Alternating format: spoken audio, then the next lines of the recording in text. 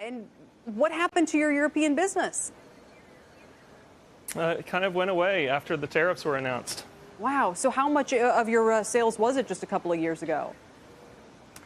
So in 2017, we had about 11% of our total revenue was European business, and that's a strategy that we had chosen to help expand our growth since U.S. market is pretty competitive.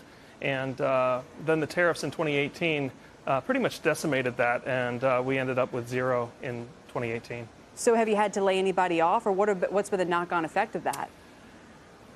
Well, no, we haven't had to lay anybody off, and that's a great blessing out of this, but we haven't been able to grow as fast. So we were planning to grow, add some more equipment, add about $1 million worth of more equipment to increase our production levels and add more people that would come along with that. And all of those plans had to be put on hold because of the slowdown that we saw from Europe. And those tariffs took you, like everybody, by surprise. In fact, as I understand it, you have barrels that are ready to go, but why can't that product be sold in the U.S.?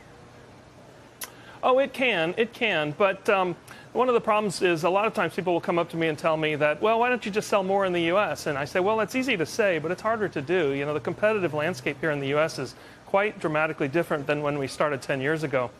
10 years ago, we were, one of only a handful of distilleries in Virginia.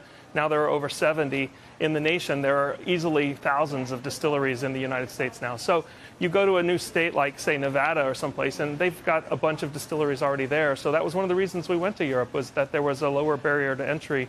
And culturally, it was a very simple kind of match for what we were already making. Sure, and there's strong demand in Europe for American-made whiskey.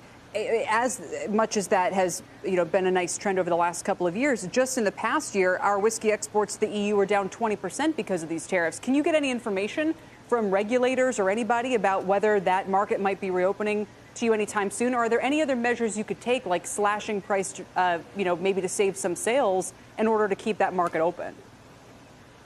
Yeah, I think your Brown-Forman numbers were really interesting. It's affecting big companies and small alike. And, a small company like us, we don't have deep reserves of whiskey or money to do that. So for the past year, we've been slashing prices and paying the tariffs ourselves to try to, sort of maintain whatever market share we have over there. But that's a very expensive prospect. Essentially, we're losing money on all European sales that we might have.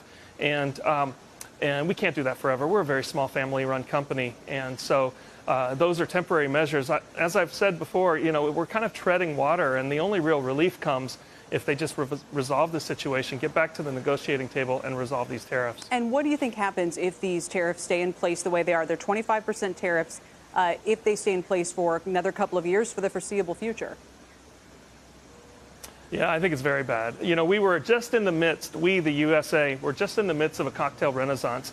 And all of our American crafted bourbon and rye was becoming very, very popular here in the U.S., but also in places like Europe and in Asia. And you'd go into bars in Berlin or Milan, and people would be making these classic sort of Prohibition-era cocktails with American spirits because they were fundamental in that. And all of that now has come to a screeching halt. And in fact, a lot of European producers and producers from India, producers from Japan, the UK are all now making similar products to what we're making over here. And so we're losing not just market share, but we're also losing mind share. The longer we're not in that market, the longer it's not going to matter for us.